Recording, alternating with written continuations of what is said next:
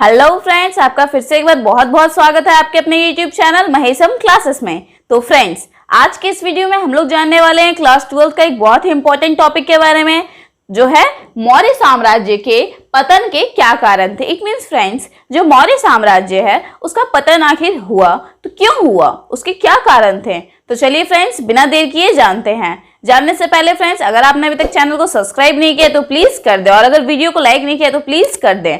और फ्रेंड्स, आपको बता दें, हमारे इस चैनल के माध्यम से झारखंड एकेडमिक काउंसिल से रिलेटेड हर छोटी से छोटी और बड़ी से बड़ी अपडेट की जानकारी ऑलरेडी दी जा रही है और आगे भी दी जाएगी।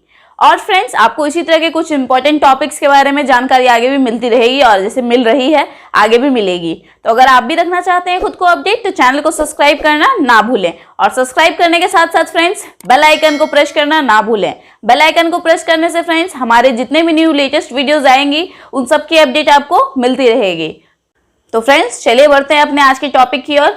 तो हमारे टॉपिक तो आप लोग जान ही लिए हैं फ्रेंड्स, मौर्य साम्राज्य के पतन के क्या कारण। सबसे पहले फ्रेंड्स जान लेते हैं आखिर मौर्य साम्राज्य है क्या। तो मौर्य साम्राज्य के सबसे प्रसिद्ध राजा जो थे वो थे अशोक। उन्होंने 37 वर्षों तक शासन किया, और उन्होंने 232 यानी 232 ईसा पूर्व में उनकी मृत्यु हो गई। और फ्रेंड्स, इन्हीं के जब इनकी मृत्यु हो गई, इसके बाद धीरे धीरे मौर्य साम्राज्य की ह्रास होने लगी, मौर्य साम्राज्य धीरे धीरे खत्म होने लगा।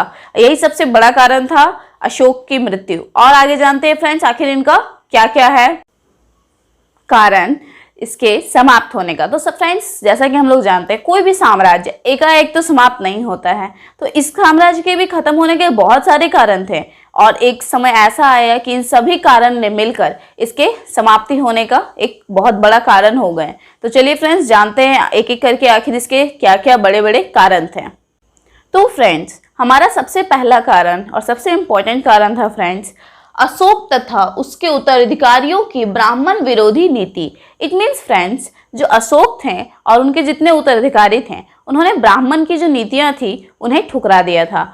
जो ब्राह्मण थे उनके द्वारा पैदा किया गया जो था ये विरोध, उसके द्वारा जो मौर्य साम्राज्य थे उसका बहुत ज़्यादा ह्रास हुआ, बहुत नुकसान हुआ इससे मौर्य साम्राज्य को। और इसका ब्राह्मण विरोध का सबसे बड़ा कारण माना जाता है फ्रेंड्स, अशोक के जो अभिलेख हैं उन अभिलेखों में अशोक ने पशु बलि की जो प्रथा है उसका विरोध किया। तो फ्रेंड्स, ये था हमारा पहला कारण। पॉइंट नंबर 2 फ्रेंड्स, अशोक की शांतिमयी नीति। फ्रेंड्स, कलिंग युद्ध के बाद 29 साल यानी 29 ईयर्स तक अशोक ने शासन किया, और इस शासन काल में यानी इतने लंबे शासन काल में उनकी जो सेना थी वह बिल्कुल शांत हो गई थी। इट मीन्स बहुत शांत, कोई लड़ाई झगड़ा नहीं, बहुत ज़्यादा शांत हो गई थी। तो फ्रेंड्स, उनके जो लड़के भी थे उन्होंने बचपन से ही भेरी घोष के बजाय धर्म घोष अधिक सुना था। इसके चलते उनकी रुचि सैनिक मामलों में बहुत कम हो गई थी। और फ्रेंड्स, इतने लंबे समय तक रुकने से निसंदेह अशोक के इस शांतिमय नीति के कारण उनके जो सैनिक थे उनकी जो कुशलता थी वो बहुत कम हो गई थी।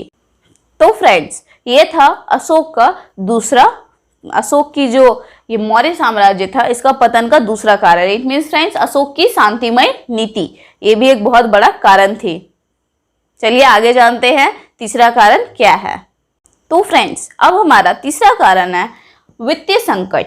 वित्तीय संकट मीन्स समझ रहे हैं फ्रेंड्स, पैसों की दिक्कत। जैसा कि हम लोग जानते हैं फ्रेंड्स, किसी भी राज्य को, किसी भी साम्राज्य को चलाने के लिए पैसों की एक बहुत बड़ी ज़रूरत होती है, पैसे। तो फ्रेंड्स, अशोक ने जैसे ही बौद्ध धर्म को अपनाया, उन्होंने बौद्ध धर्म के प्रचार प्रसार के लिए और अच्छे कामों के लिए बहुत उदारता दिखाते हुए दिल खोलकर पैसा का उपयोग किया और दान पुण्य किया।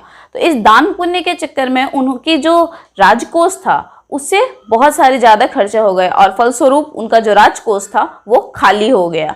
फलस्वरूप जो राज्य हमारा खाली हो गया था, तो फ्रेंड्स जैसे राज्य कोष खाली हो गया, वो राजकोष खाली होने के कारण फ्रेंड्स तो अब तो जनता को चलाना मुश्किल हो रहा था।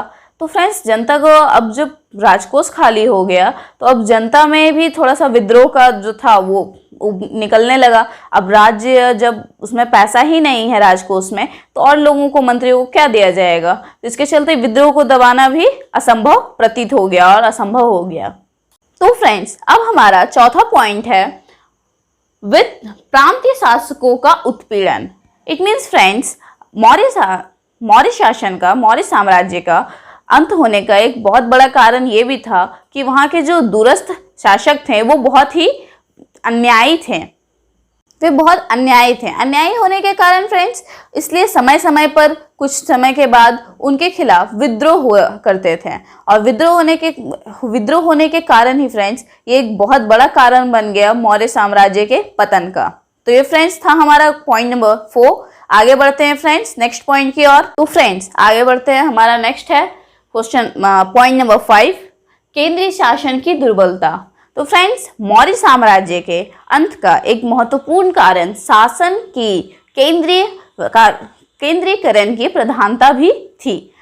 चूंकि फ्रेंड्स, केंद्रीकरण व्यवस्था में बहुत ज़्यादा योग्य व्यक्तियों की आवश्यकता होती है। अशोक की मृत्यु के बाद अशोक का ये जो साम्राज्य था उनके उत्तराधिकारियों के हाथ में चला गया, और उत्तराधिकारियों के हाथ में जाने के बाद ये जो केंद्रीय सरकार होती थी, केंद्र साम्राज्य था, ये दुर्बल पड़ने लगा, और ये मौर्य साम्राज्य का धीरे धीरे विभाजन भी हो गया। विभाजन होने के कारण जितने प्रांत थे वो धीरे धीरे अलग होने लगे, और अलग होने के ही कारण मौर्य साम्राज्य का पतन हो गया। तो फ्रेंड्स, ये था हमारा पॉइंट नंबर 5, यानी केंद्र शासन की दुर्बलता। चलिए फ्रेंड्स आगे जानते हैं पॉइंट नंबर 6। फ्रेंड्स, अब हमारा पॉइंट नंबर 6 है अशोक के अयोग्य उत्तराधिकारी।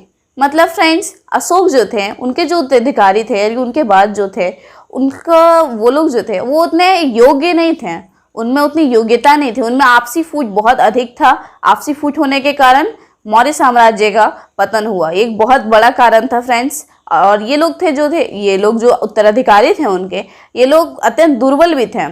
तो फ्रेंड्स, हम लोगों ने अभी तक मौर्य साम्राज्य के समाप्त होने का, यानी उनका पतन होने का प्रमुख 6 कारण जाने। तो फ्रेंड्स, अभी ऐसे हम लोग यहाँ पे कुछ इंपॉर्टेंट कारण लिखे हुए हैं, आप इनको वीडियो पोस्ट करके यहाँ पे स्क्रीनशॉट भी ले सकते हैं, हम पढ़ के वह बता देते हैं। अशोक के दुर्बल उत्तराधिकारियों, उनकी आपसी फूट, विदेशी आक्रमण, मौर्य साम्राज्य का परवर्ती राजाओं के काल में बिगड़ती आर्थिक दशा, अशोक द्वारा पूर्णतः युद्ध की नीति का परित्याग। तो ये सारे फ्रेंड्स हम लोग टॉपिक में बात कर चुके हैं। तो फ्रेंड्स, आज के इस वीडियो में मौर्य साम्राज्य के पतन के बारे में हम लोगों ने जान लिया अच्छे से। अगर वीडियो थोड़ा भी अच्छा लगा हो फ्रेंड्स, तो प्लीज़ लाइक करें और चैनल को सब्सक्राइब